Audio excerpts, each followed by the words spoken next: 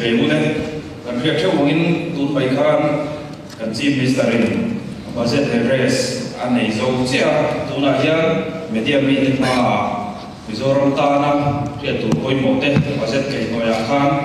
soi tụi anh này thế lẽ budget 2025 và 26 thì một tác như thế soi tụi này thế rồi soi đó là soi rồi hiền media nó mà Zawhna thế sản là hôn thế cần này đó là cần việc theo mongin sẽ sống thì là số đó trong là màu mà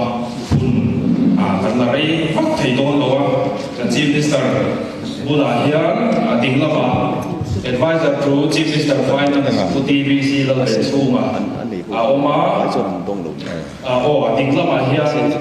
của và là đi đào này FC finance commissioner Apia chia hiền finance secretary Puram Zawhna mà số ta apia bera số này số secretary P Jennifer Esel Duomi Oka chief minister in Zawhna dia chan te atu le an rot supplement thei don boka kai ngen du chu Zawhna pakhat chana phum fe ta ko hmachhawn in zo thwa loila ki noi loila atwa chon FM mai ka ma Zawhna nei te khan ban kan phara chuan FM mai kan ron pe na chu tiang chuan kan ka pui don nia tuna kan chief minister zong tak lo so ma le chi mai ve bole kan budget tlang pui a chia khawp vel chu kan sem chuwa chuan voina kan han soi tak then khat te le apia lam han soi fiangai te han soi masak kadua tin mithiam kan ni velawa ei kan mithiam ten min hual vela soi sual pal kalonei point min lo correct zung turing kadua ama sabira kan soi do chu GSDP chungchang enia kan GSDP hi atam chuan poisa kan puk thei atam phani poisa kan bazat te lang tle mani chu wang chuan kan GSDP hi alo sang viau mai thina lan moi kan du wang le GSDP figure atam chuan a hlok na te tel kan chak wangin kan lo ti san thin emoni chu o kan tia campaign lai tra kan aw la chu zoram mi pui ma hian facts and figure dik statistic dik kan chopang kan tiani ti chuan tun kumpal lai me ka kan budget kha GSDP lui be chana siam ania athar kan diman lawani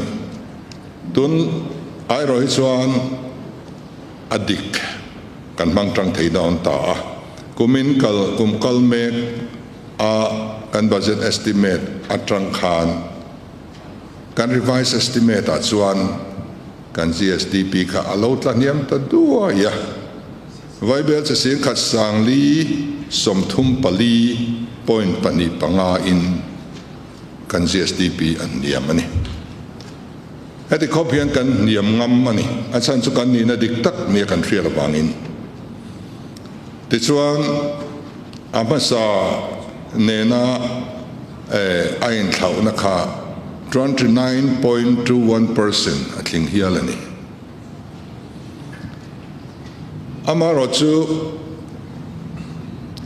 kan ramin sumle pai kan dek chuak tlem ta atlaniam ta ti na ani reng lova kan sumle le pai de chwa hi apung ve reng thova a figure adik tamai ani zo kha zoram tan til thar ani a tichuan nakum ma kan budget tur karon present tra khachuan kan CSDP hi vaibel se sang ni le samret panga in apung le don thova apun nahi 6.13% ani chole mai don ni nakum atang chuan voi khat kan ti dik to chuan adik chhozel don ani ten kan growth rate po hi atlaniam chuang lova tuna kumkal me ka kan growth rate 10.05% ai hian nakuma kan budget kan han present ta ka khan 10.21% in kan growth rate apung chole thodon ani ti chuan GSDP dik kan man tak awang hian ron khoi anei ta ni ron mong anei ta ni pakana chuan kan fiscal deficit angong lian le ani kumina kan fiscal deficit budget estimate a ka chuan minus 2.84% so ani fiscal deficit ka kan nei te me ma kan dani na phut FRBM act na phut 3% noya kan omani alan dan chuanin athat mel khawp ani khaka 2.84% so fiscal deficit han nei chu amaro chu GSDP atanga te ni wangin GSDP dikkan mga kan GSDP alo claim ta ka wangin kan fiscal deficit ka alang sang ta lu mai ni tu na chuan minus 7.63% minus 7.63% up the door mai ni masete na dik ani si chuan kan ni na dik tak kan pom nga mangaya mi puima kan puan ngam angai kan ti tho ani ti chuan tun kumlo om tura budget kan han present ta ka chuan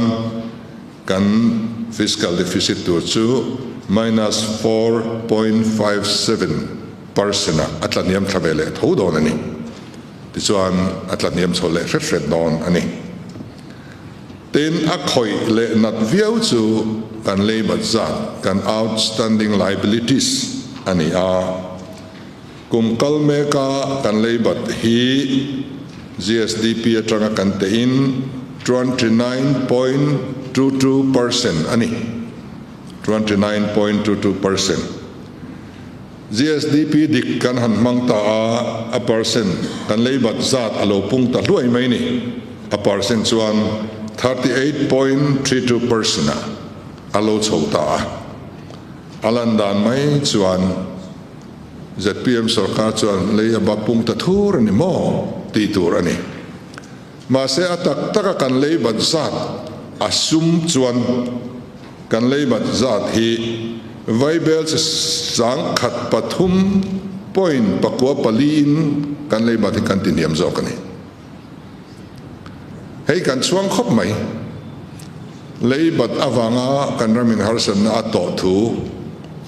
roi tu ten an au pui cham chi a kan sarkarin kum khat chunga vaibel sang chuanga kan lei ba atin yam thei hi lom om kan ti a figure a percentage a GSDP an yam ta bang lang sang ma se ataka kan performance a tha kan chuang ani tin engwang nge kan batlem kan ti chuan leiba kan rule ne mani mai ni ka budget speech a khan ka tel nuala GPF la kharem em thinte atun ma phei chuan a soi thin nan chuan GPF la thei ho hi chuan in enge mozat hi ati sak thei tu ne na poisa an choi ve thine ni ti te ani kha tu na chuan chu tiang thom om talofa GPF kan pek chua zat budget speech a khana oma electric bill kan ba song kan tlak mai ni lovin rebate a hun chunga bill pe thei te ta na lom man an pek thin te kan lom mu thei ta hiala kan healthcare bill ma kan chom tam tak kan clear vek ba ka tuna healthcare bill ma la tang mek alu to chin hi chu tun financial year ral ma hian pek vek kan tu mani tin police ti ete atang re ma kan ria kan pe chuaka tin sarkar ma sain puk tura alo ruaman enge ma sat ai chu puk ngai lo ve atel lawin kan ko sat he ti te kan nei buka khang kan batlem san tlang pui ani tin kan chuan deuh mai chu hei e-post kan han mangta ration card bu fai lak na tura tun ma chuan retailer ten an bu fai ral bang kha an ral mai ni midang nena mi puita turania chung ko tin ta turata naron siamania alla lo then khat anom chuan ral kha kan phal talowa bu fai pek chwa ba abang song kha a thale tan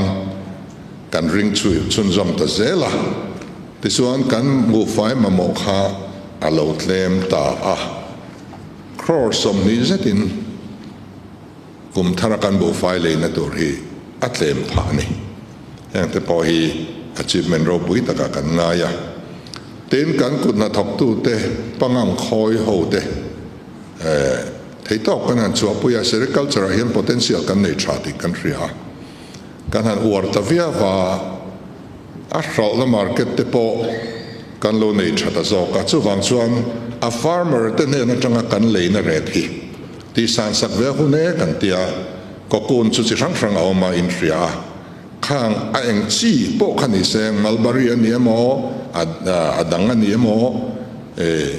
a eng ko kun po khani seng ke si khata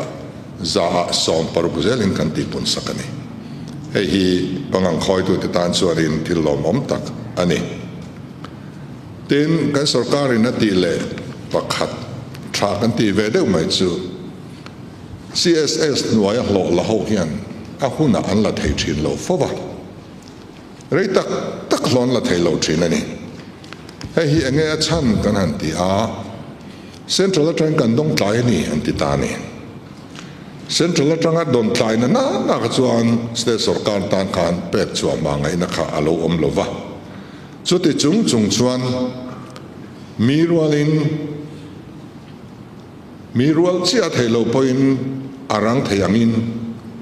CSS nuai lo la ho hian lo an dong ve tur ani kan ti a heng nuai lo la ho te hi lo ti po a ko tlak lo lom man han tiang chi tlem te ani a chung ko in chom nan an mang ve thova a hunan han don lo phei chuan an tal boi em ani heng mi te har san nei hre in central atanga poisa kan don tur hi lo la thleng lo ma se kan state sumin an lo tur hi chu i lo pe advance zelang kan ti ani chutianga kan pek advance na tan chuan midday meal atan rengot hianin vaibel se somni paruk le point nga advance in kan lo pek sak to kan da to ni ti chuan SMSA anti samakra atan hian vaibel se zanga panga 0.09 hei hi advance atan kan pe chuak ani amaro chu central atanga an hlo tur local an mani mimal akam na direct alut si angero hi chu alo lut lai chuan alut lai ani to maya advance lo pek ngai na om lo wangin khang ho ka chu ti ngai nan om talova khang ho ti lo kha chu advance in kan lo pek saka ti chuan central atanga sum aron thlen vele huna khan minon rule vele maya tiang chuan ruak man na kan siam sak ani tuna hi chuan a kan soi du deuh mai pakhat chu ka tho pui te finance department mi hi ka chuang em a tun ma chuan department in mai hian finance department hin ko ron ani finance department atang an pending ti hin hi renga tuna chuan finance department hian department te kan le nor to ni inron submit har inron thelut har kha kharon ti thoi ro kan tia finance department hian department dang hi kan le nor to zok ni chu te khop chuan finance department a hian ma son na kan muwa kan thok tu te an fakom tak zeta ka chuang le ni ten saskia hian speech akhan atel thona in part 13 noya hian Crolsom kwale pasari point 50 tun deuh maya kan dong thara hei hi Mizoram le Rajasthan le Andhra Pradesh state pathum chawin kan dong ani state pathum chawin kan don thei kan han dong ve te hi kan achievement thatwang ania lom om kan ti a hemi unity mall atana second installment kan don le thei chuan crores adang heta hian bu le tur kan nei bok ani tin tuna hianin part 1 additional crores ani samsari panga base mek kan neya tin part 5 reform 3 hian crores base mek kan nei boka hei po hi state panga sawin kan dong dol ani Mizoram, Sikkim, Manipur, Himachal le Chhattisgarh ten chung zinga kan tel thei chu lom kan ti hle ne hei hi voin lama mo naktuk lama mo te hianin kan dong thei angem o kan tia kan OSD tu na delia acham chil meka aron boy pui mek ani tin SNS person tia hemin wa hianin Vaibel says ani so nga tanga zanga inkar don le kan be sei bok ani SNS pers hi state tinin an manglawa mang thei tur zinga chiar kan han ni ve ta po hi alom kan ti viawani amar chu ale lama hetia saski kan han don that viau hian kan leiba a khan lon ani miao wangin kan leiba kha ati sang ta ni chu wang chuan kan leiba zat ati punga kan fiscal deficit kha ati punglo theilawa maro chu heng hi thil tha ani a thalama punna ani wangin saski ngat pe chu kumsom ngan wa rol tur kan ya interest om lo ni boxia eng anga tampo lak thei di sengin kan ram tan a thazo le ani chuan kan ma sona dang te hi tlem han soibel le du kan ya budget reng te na lian ber chu te na pali aom ve te na dang baka pakata chuan general services antia kan soifia vek lawanga he general services a hian kummasa ain 14.95% in kan da tam theita ani tin economic services a hian 7.27% in kummasa kan khum don boka capital expenditure hian 8.29% in kummasa kan khum don bok ani kan leiba te kan titlema GSDP dik kan manga kan puk thei chin te po atlem pha chuti chungchuan mason na ruangam lian sum le pai kan da hian kummasa khum vekani ma kan son tho ani amaro chu kan tlak niam na pakhat awma chu social services ani heta hianin 4.43 in person in kan taniama achan chu central atanga kan mu thin mu tak lo state na kan tum ngai antina samakrate alo homta thenta te pe chu central in anti top dai to kan tum tak ngar te po awma khanga wang khan social services a hianin alo kan tlatliam thung ani ole kha kan soidu ma sakte ni ya te chuan kan ho tu ten soi ve tim du in le aba ka khan me ran lo mo ani le Zawhna le Chana la makalang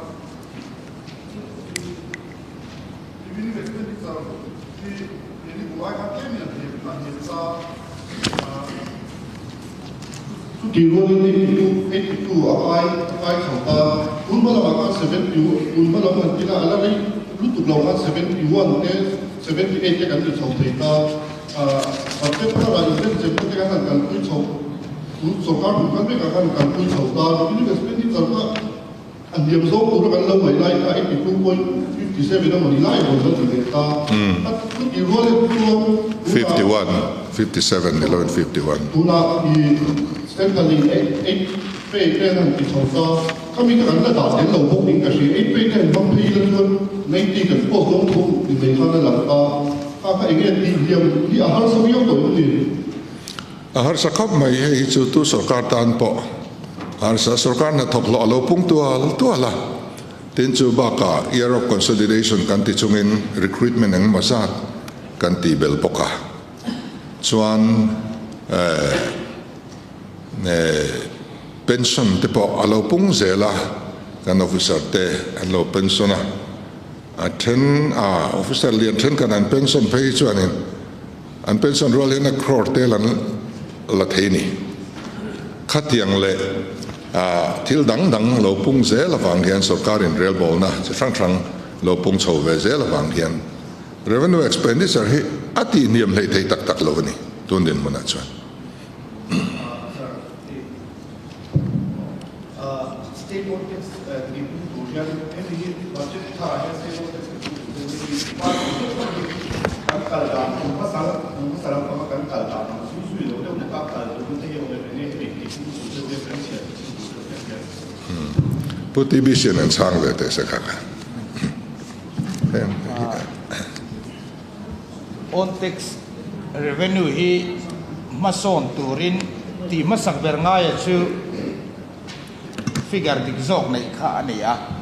kan finance minister in a sei to tuna kan GSDP calculation hi a methodology kan phak ta arima method an tia auto-regressive integrated moving average methodology kan an ti khan kan GSDP masak kha kan projection le kan provision la kha sang quay se cùng đi nga lâu này chưa được sửa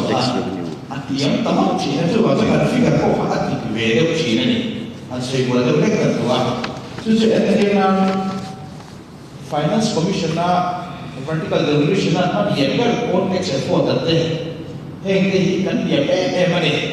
budget đi để đi cái cái này đi chuan 1.5%, 1.8% thì cũng số về cái này đó này actual so it's a 3%. This is an average to 6% về là đấy thế cái phốt để bằng hiện finance commission thêm bộ chân mong anh ấy cái mà đi xung trận để cái phốt là khác 1%. Thế cái này chung các chuyên thì ngày nào ông ta làว่า GDP correction figures thế mà anh ấy các chuyên tu này hiện cũng như là cái context revenue hi 4.1% anh ấy đó này with respect to GDP national average anh ấy về đó nhưng mà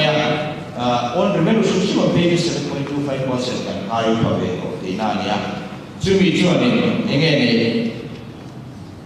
acham indirect ka thelawa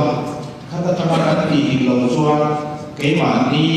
total revenue expenditure shim tu na ati ne kan ti la ya ko as a percentage chuan ma kan ti diam che lo na mina kan san na hi last 4 years 5 years kan en chuan si khata pegin ni kuma kan ari ko kha si kha sa thuma kha na chodo ra san ka chu recruitment lo the lo na ba ma sarkar functionality breakdown lo ko ati deva ani pa khata tin hemi ti pung tu yen ga chu pensionary charges kha kumena chuan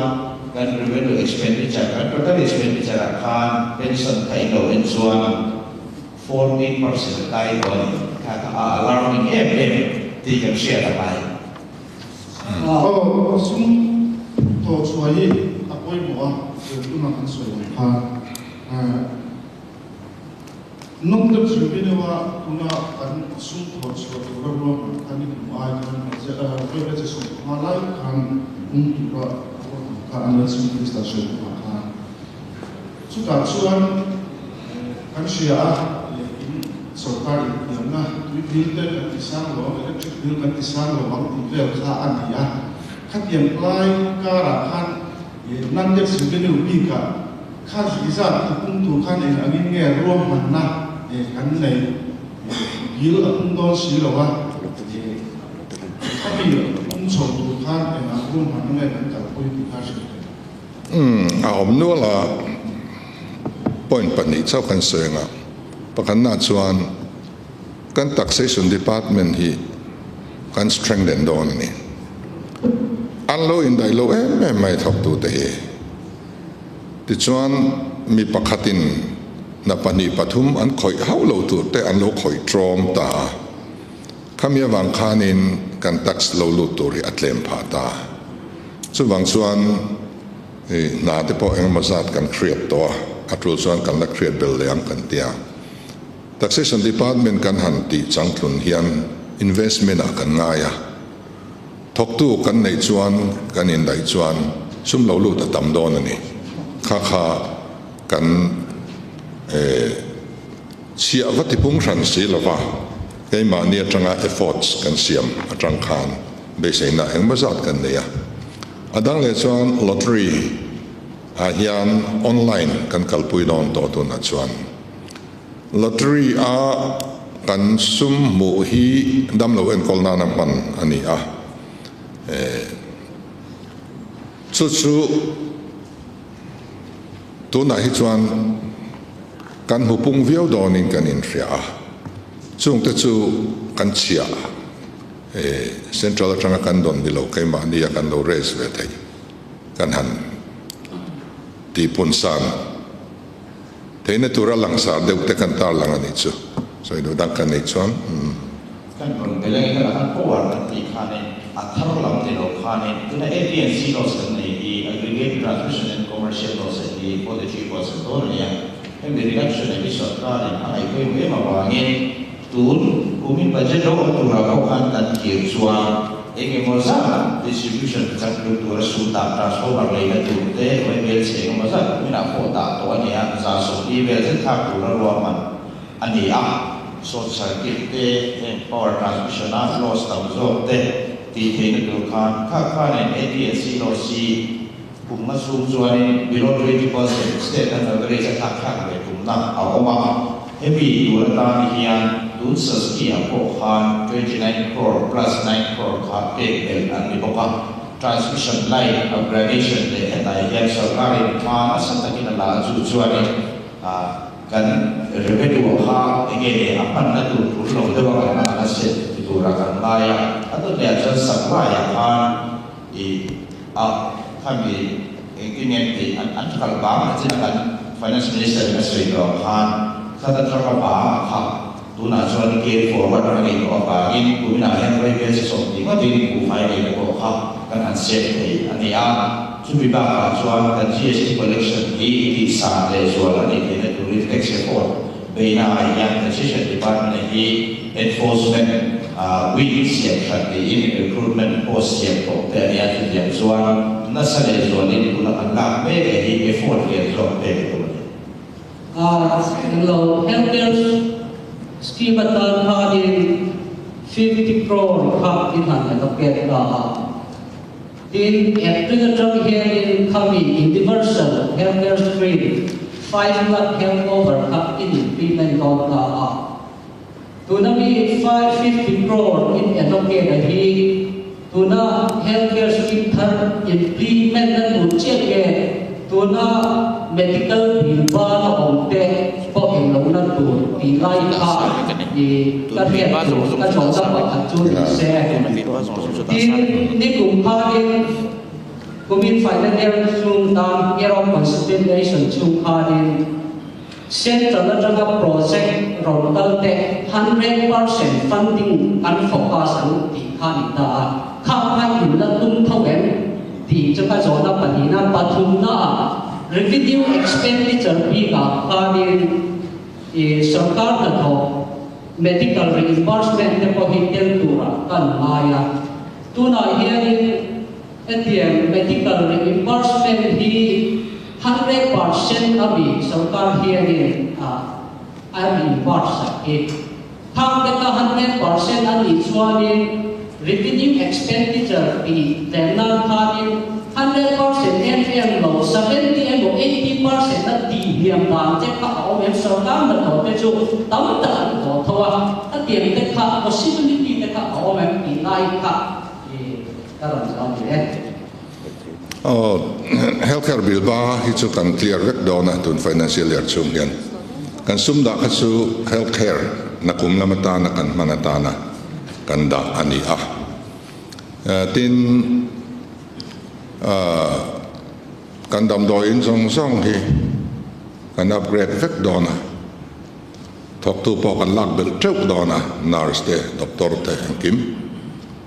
kan ICU tu na operate lo song song po hi operational in kan siam vek do na arang thiam perin kan ti do na kan civil dam do in ho hi nasale zolin tun ma ai na sa khanin kan upgrade do na ni chu ta chuan hei kan dam lo point civil kan kalchuan civil a chuan thila lo tlom ta noi nga chuna dai theu ni adanga kan kalchuan in lo to wa noi nga ro kan dai tlema chuwang chuan civil dam noi na te mi puite thataka en kol ani thena turin critical care thlenga en kol thei ani then turin tun mai atrangen ma kan na chawdona a khan pa in chu sum kan da don ani tuna kan budget a po hin lang man lo ta chuan entitled kan ne ya kan entitled ang chung kha 100% kan petura ni mai ni sarkar kha chuan in tiniam sak chian ni lowa tin tuna kan system thar tur kan scheme thar tur a hian a huna bill kan pe thailo ni chuan kan sarkar hian apung penalty interest choi kan in huam don ani chuti ko patra chuan tuna hian in bosai me kan ya april ni khata tanga mantur hi ani a tin central funding 100% GIA ang chi hi chu kan du thu sam ala ni ranga khatiang chi kha ani vek seng chuang lova 90-10 te 80-20 te po lo om ve boka amaro chu 60-40 han tiang chi te kan tum ve tur tam chi ang hi chu a thei chen hi pumpel kan tuma arul le tlem tur anga piang kha chu priority akan da chawni so market volume na hian ni kumai bebe se som ding kan da tem ta kun sarkar kun kan me ka pa ni kun bo sarkar kun kan me ai kun sarkar kun kan me ka po 1150 crore ni bebe se ka tin kan lo pu kin lo ni ei budget bill ni mo yun na me lian kan zon zo wa tin pa ka ya kun ni state on tax resources a hian ni bill wa hian ni 11.42% ni lang punga dia tui kami chia wei te kan han i don ni ya at 11.2 ka ko bia wa pa se ni ya punna sa than me to hian ni tun sarkar kum kal le tur chu hi to ni zoi kan zor don lo ina dia zo kan zor don lo zo hi kan zor don lo mi zor tir ram tum hian ama se kan zor don lo wa ti chuan kan tax te hi hei tui bill electric bill kan te consumer kan tam ve tel tel a pung ve tel tel a hen hi chu hrimin tin enge ni han Zawhna ma sa kha market borrowing hi tun malam pang khan kan lo pu tama kum tin hian sarkar masa tena poisa an lo pu ki a interest le a capital hi kan rule char ni chuwang chuan voina kan buk tam chuan nakina thang thal local le tur sarkar lo om le tur tena an rule tur hi kan nu chia tam ti na ni a chuwang chuan atlem theyang ber hi poisa puk kan duwa amaro chu atrula chuan puk kan hre don chuang lo ni ta khan kum khat chunga kan mamole kan man theisa tur kan hi sapa heti chin hi kan mamo bel kan pu ngai ni ti kha kan mi thiam ten an chu chuaka chu mi chin chu kan puk don ani maya tuna hian kan man sen chuan si lo tur poisa puk hian om zia nei mi lo ni hei man sen lo poisa hanti meila man chak lo awanga a second installment kan mu le lo tur te a then te pe chu kum thum aya upa poisa om to si an lo man reng lo te kha om ta ni khát yang nei treu ai chuan kan man tok tur hi nei lang ti chuan kan man zo le kan mule chak me hei attend chu reimburse system ani ta ni kan man chak po le kan reimburse le kan mule chak mai ni atin attend chu angani first come first serve ti te ni ta a chu in kan in chu ta India state te hianin tin attend hi chu kum khat chu nga tho zong ngai tur ti te ni kha kan thlin lo chuan ale pe kha kan chan maya kan thlin chuan kan mu chakani khatiang lama khan tunai chuan kan kalchak vetak em awang hian apu kapuk market borrowing lampang tivak lo hian source dang atang hian kan ram mo hi chu kum kha chung kan tho tok khi sum hi kan nein kan riani hemi hen holding scheme a hian veivel se chung som pha thang ta ta hian thai thang pi thai pani le tur te kha hemi 会变成通什么啊？那是打击嘛，哦对嘞哦在那条条里边那当อาตรูซาซาตันนี่ไหมกันหันดาชินพอตาอาตรูหลังซาซาข้าก็จูกันดาเบลเทเซลทว่านี่ก็มาขันสันนี่กันดาคุมินาจะทุ่มสมงากันดา 75% อินอปุงตานีเอาอมเจจูข้ามินวายาตุนมา beneficiary สันติแกนิน progress partner กันตีหัวข้ากุมิน financial year ให้ชวนิน pilot project กันเอวังอินกันละทั้งตามดอนละว่าอัตราจวลบีเอ็นต้นตัวกันทั้งเจ้าดอนนี่นักก็มาชวนเอวังเงิน 75% นักกันตีปุ่นกันตีชวน progress partner ตามจอ cover กันด้วยนี่อากุมเลี้ยใครจงกันตีปุ่งเลี้ยงเตียงชวนกันระมานีเกอดินตุมบานักไก่เทียงจีจงส่งข้ากุมงัดชูงาตามเทียงเบอร์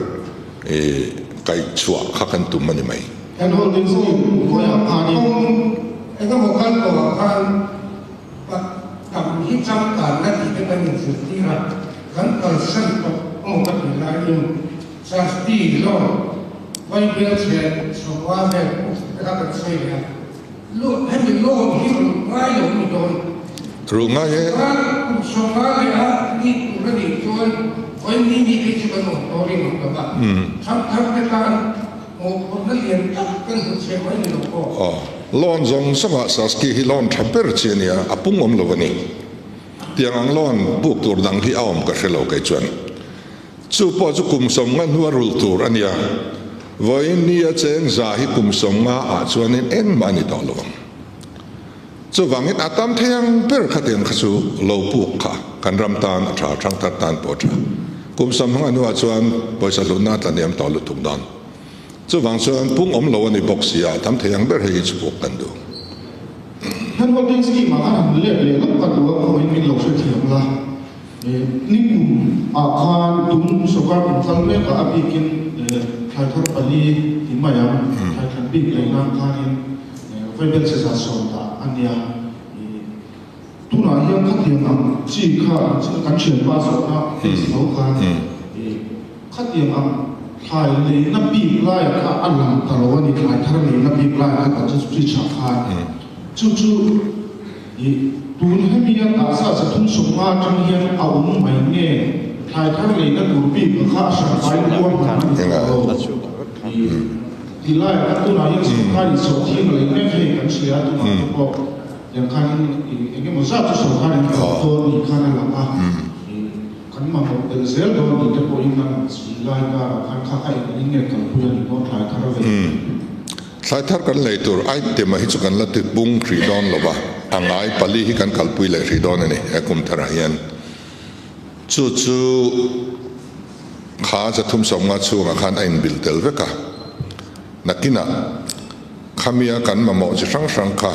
อันที่นั้นฮันโฮลดิ้งจุดจีนยันยังเรียดังอินลอนคอมโพเนนต์จะโลอมตาจ้างปุยตัวอินข้าสุลอนอโลนิตากัน entrepreneur เตตานอโลนิตาจิมนี่จะ special package จะโลอมเลยอาคักจุกรันจะโลนิตาหน่วยขัดเส้นอันนี้หน่วยขัดเซ็ตเวกันเป็นตีนันนี่มีอะไรเช่นขัดจูเสียงทุ่มเวลาหันปุยดำขัดชวกเตะปกันออกมาเตียงขันมาโมยนังตลอดวันนี้ข้ามีจิตนี้อาตานขานตัวนักกันดาขับมันอันนี้อ่ะเต้นทายทั้งเลยนะตัวที่นักกุมาจวนกุมินายกันมาหมดเต็มจอกไกจวนกับเบสิกุมินที่กันอินเซนตัมเปอร์คุมอันนี้โดนะแจ้งสมัยกันเลยอ่ะที่ส่วนไซป์อัฟรีนกันไปบกาhandling charge แกจะแจ้งทุ่มกันทุ่มสักบกา collective center secondary collection center อัตรางาไซรังอัตรา main center kalman song kan tumbok tani tunayan kaya si katakan sa ni sayang somsari somriat vel ni tani so lam chim lam atrangan purpay so asang ta so vanso kumin hison kan inseng nem dona mase kan kudam pui sa rangami le secondary collection center mi akha to wangin da na kan lelo wangin alehi kan chol free de leka tunayan alei tuturan in boot ve sabsepa kan fralanga kuna me ruwa vele kan lei lenga ti zel khan kan tianga zon thleng kan leng kan ti po kha hun bituk kan nei don lo kan thia te ni kha kha kumina an thar zong zong hi chu kan lei vekang chu wang chuan zon thleng bithia kan lo soiri ka wang khan ral man lo hlawin kan farmer te an ron man mo ta man mo ngai reng lova ata tolin an chawanga lo cholok po thalo kan lei thei ang angin kan kudam ruwa vele adang kan lei lenga kan thral lenga ruwa vele kan lei lenga khatizel khanin leitura om chung chuan kumina an thar kha chu kan lei zo vek don farmer te tan eng ma lung lai tur om lo na kumai ro chuan a processing lama kan kal man to dona a dryer te po hi khotam taka kan da to don ani ma ni khuami te an lo process ve theine tur khan tin a processing unit te po na kuma chuan padi pathum nei man to kan in besia chuwang na kum lama chuan kan sum se ni atla niam ve to tura kan ngai kumin hi hau tak ber kum turani lo fiscal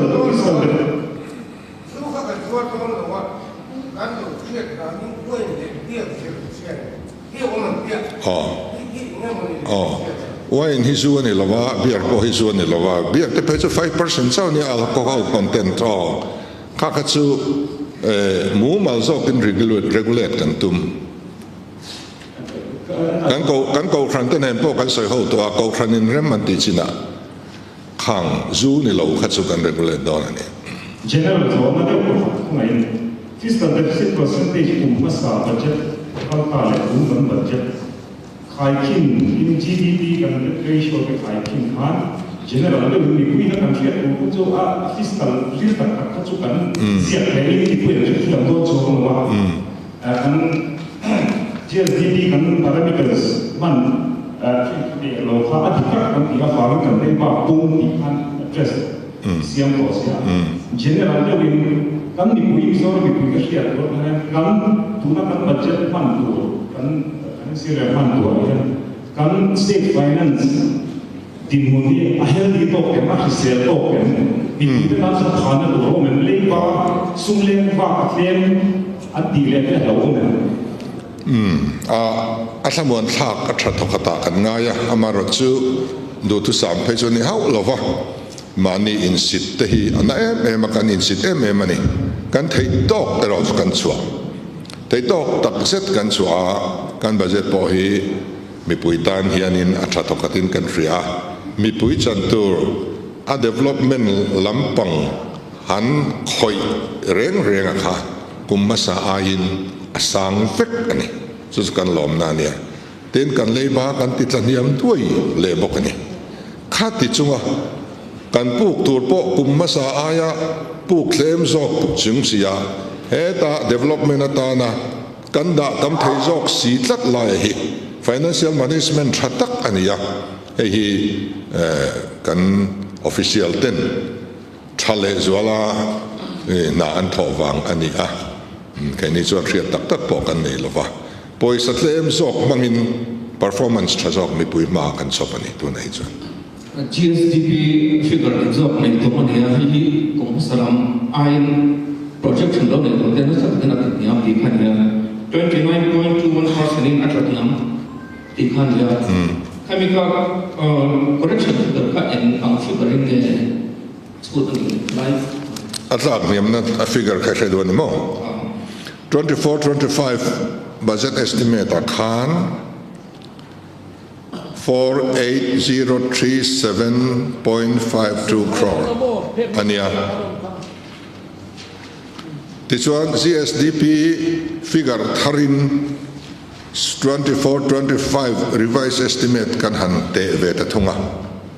amount to 34,003.27 crore alone ta Tichuan kan GSDP tlem tang na chu 14,034.25 alone ta ni khati khop khan kan GSDP ka taniam ta atakram sungai renga amar cha figure chau khan ataniam ani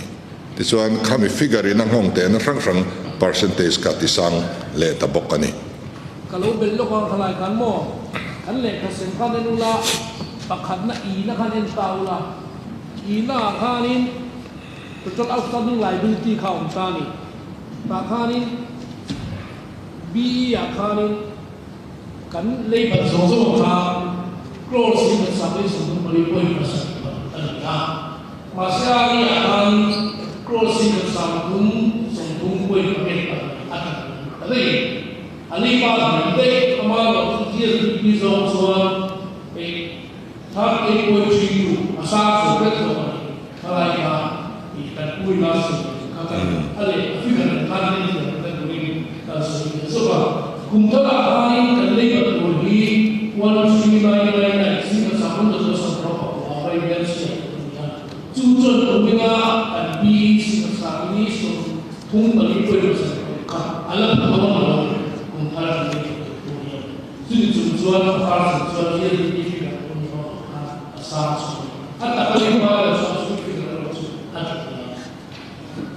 at takin vaibel sa sangkat pathumin kan leibat kan tiniamani mase kan CSDP at niam ta kawangin